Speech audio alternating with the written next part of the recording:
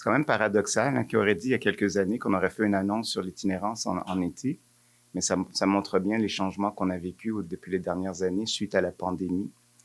Et puis aujourd'hui, pour moi, c'est vraiment un plaisir de venir ici pour annoncer des nouvelles solutions pérennes pour l'itinérance dans la belle municipalité de Dolbeau-Mistassini, avec évidemment ma collègue Nancy. En fait, c'est la première d'une annonce qui va être d'une série d'annonces qu'on va faire à travers le Québec pour vous montrer l'étendue de la situation, qui initialement était un problème beaucoup plus urbain, mais qui ces dernières années s'est accentué, s'est complexifié et qui touche maintenant même les petites municipalités en région. Donc, c'est important pour nous de développer des services partout.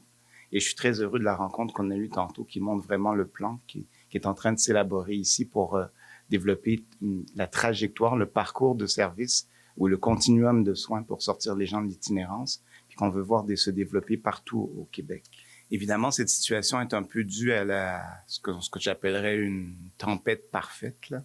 La situation du logement, la situation économique, la situation des surdoses également qui nous touchent tous dans les différentes régions.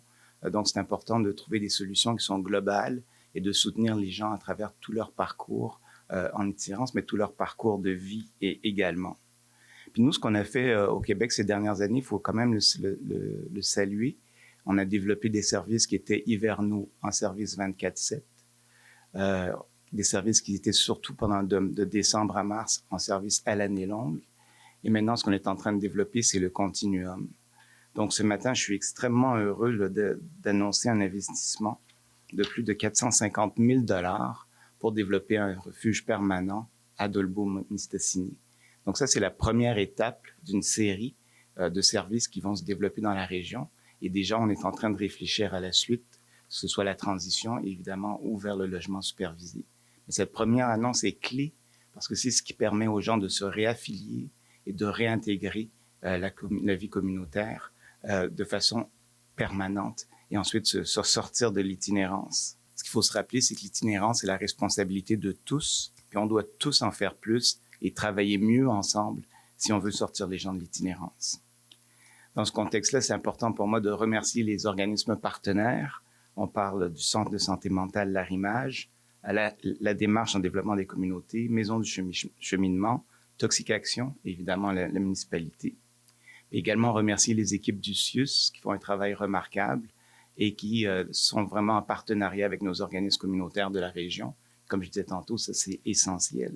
Cher Lionel, merci d'avoir accepté l'invitation et merci surtout de nous offrir cette somme-là parce que quand M. le maire m'a interpellé, ce qu'on me disait, c'est que la sacoche était vide. Ouais, il n'y avait plus d'argent dans la sacoche. Donc, le comité, on s'attendait peut-être à avoir un 75 000, 80 000, mais 463 000 ce matin. Lionel, merci. Mais pour travailler régulièrement sur les dossiers de santé mentale, mais dans les dossiers de santé des hommes, dans plusieurs dossiers, Lionel est quelqu'un de très sensible à toutes les causes jeunes, aînés, santé mentale, et quelqu'un qui veut agir aussi. C'est pas juste une écoute. On comprend très rapidement la sensibilité qu'il a et la volonté de vouloir changer les choses sur le terrain. Puis ce matin, on en a un bel exemple. Donc, au cours des dernières années, le nombre de personnes en situation d'itinérance a considérablement augmenté dans la région. Le secteur de Dolbeau-Mistassini n'y a pas fait exception. Donc, ça me préoccupait et ça me touchait beaucoup. Et j'ai eu, je vais vous avouer, plusieurs téléphones de nos entrepreneurs du coin, de nos organismes communautaires qui nous demandaient de l'aide. Donc, je voudrais saluer la mobilisation et la solidarité de la communauté.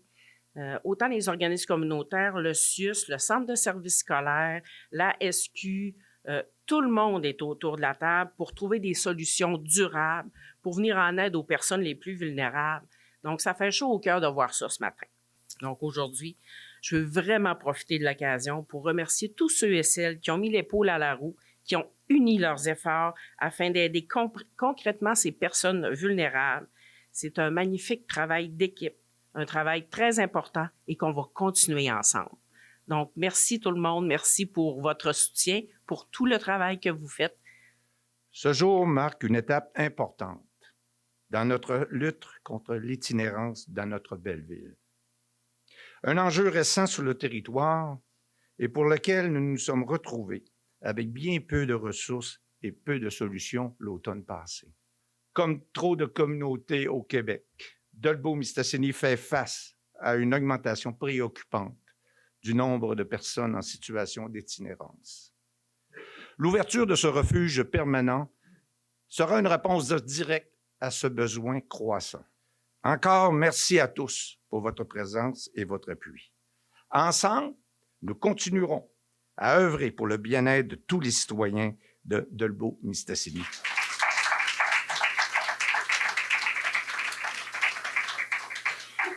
Je suis très fière d'être parmi vous aujourd'hui afin de mettre en valeur les efforts investis dans la dernière année par les différents partenaires.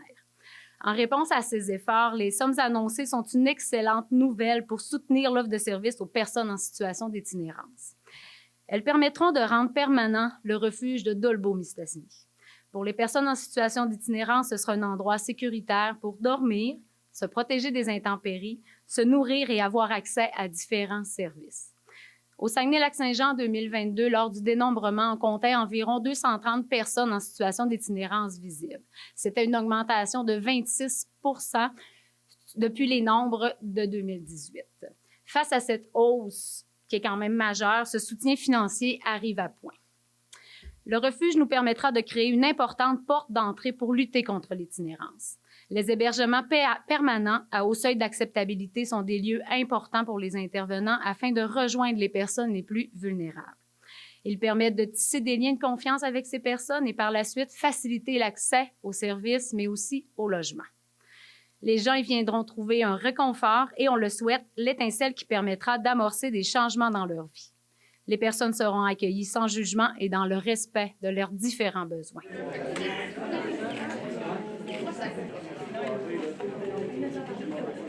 Ça va être possible aussi d'en faire une par ici, je sais que je suis pas...